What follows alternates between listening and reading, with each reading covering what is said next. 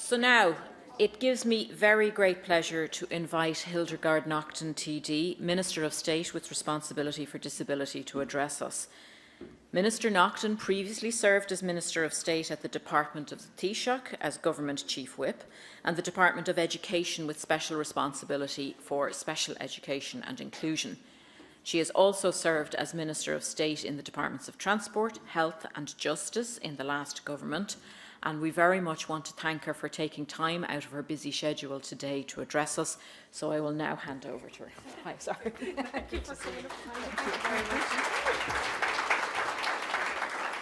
Good morning, everyone. I just first of all want to thank you for the invitation to come here today and to join you at the Aviva Stadium for your annual conference. Today's theme, as you all well know, is the theme of Article 23, which is a really inspired choice. And I think it's probably one of the lesser known provisions of the Convention. It is a fundamental one, one touching a range of areas, including parenting with a disability, relationships and sexuality, maternity care, and sexual reproductive health and rights. Since I was appointed Minister with responsibility for disability, I have visited many of the disability services and have many more to visit up and down the country and their representative organisations. And there has been a common thread running through all of my conversations, and that is to be supported and empowered to lead an ordinary life on the same basis as other citizens. And often our discussions focus on the big ticket items like healthcare, education, employment and transport, and we all know those are really important issues, and I'm committed to addressing them alongside my Cabinet colleagues. But living an ordinary life also means having the opportunity to do ordinary things that many non-disabled people take for granted. And these include having a family, becoming a parent, forming a relationship, getting married. And these are intensely personal and private decisions for everyone, but too often these choices are denied to people who have a disability. And this is a reality and a lived experience that we must acknowledge. But it's not a reality that I, as Minister with responsibility for disability, accept, and we need to do more to ensure that people can realise their dreams.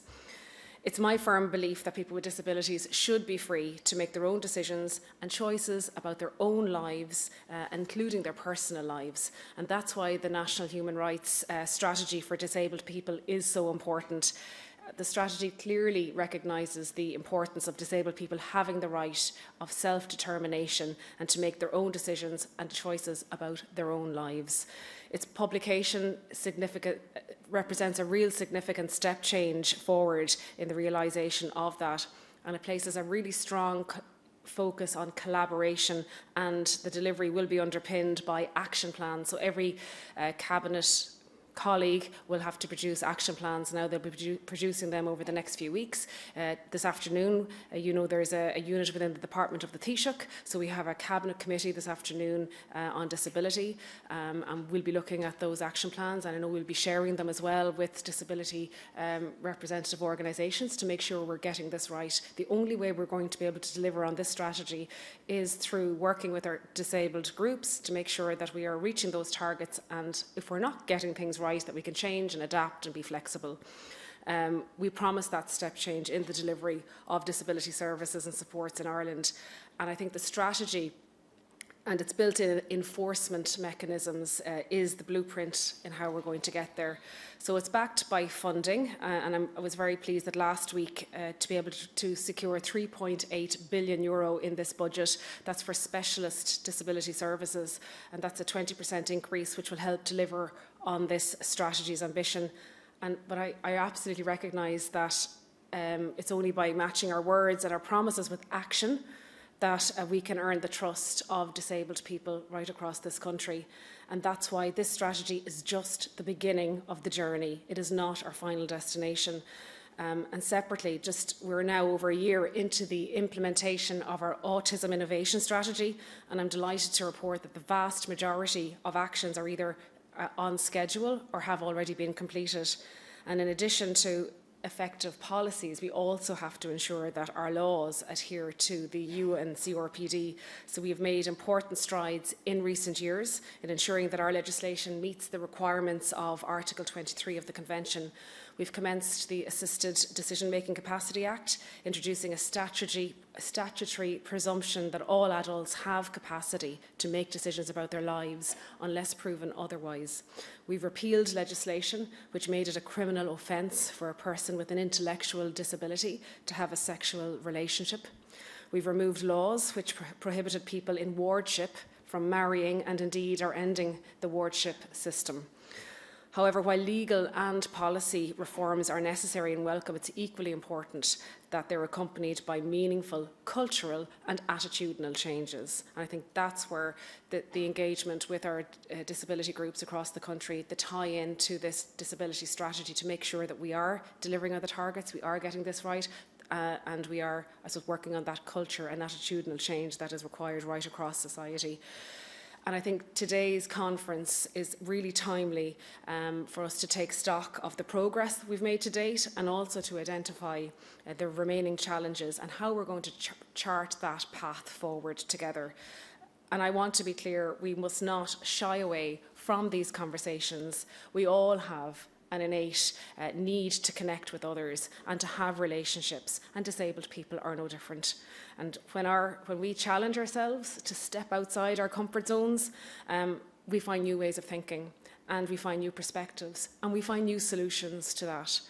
So just before concluding, and I'm going to let you go now, I want to offer my congratulations to the NDA. This is your 25th anniversary, and I just want to say that your organisation is absolutely critical to my role as Minister with responsibility for disability, but to government. You're providing evidence-based guidance, policy and advice to us.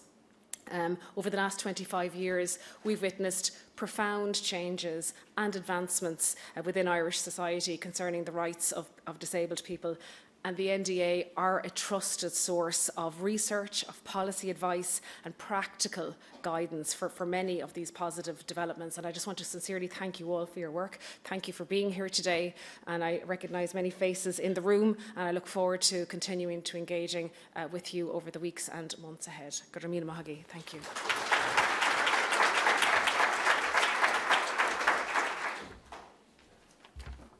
Thank you very much, Minister, for those remarks, and we very much appreciate you joining us today and speaking to the importance of our conference theme this year and also the new National Human Rights Strategy for Disabled People.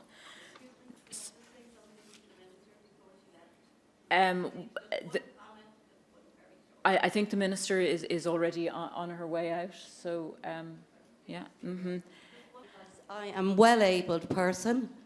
I am a right-arm amputee with other issues, but I'm well-abled. And I think language is so important for people with disabilities. There are other people, other organisations that I'm familiar with, people with haemophilia. That's how they say it. And I think that we need to change that to people with disabilities, not disabled groups, groups for people with disabilities. Thank you very much for that comment, and indeed you've highlighted